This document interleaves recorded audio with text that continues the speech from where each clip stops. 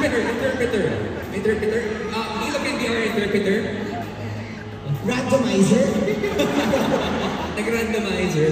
Okay, are you ready for your question, Dini Maloy? I'm born ready. Okay. Oh, So, Maloy, your question is from Georgette Porcus. In an alternate universe, let's say you're not part of Beanie, but rather a bloom.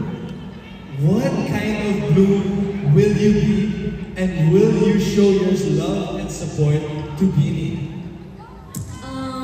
If I'm in an alternate universe, I think I will be a kind of bloom that has a kind heart, and ititrato ko yung Beanie as humans.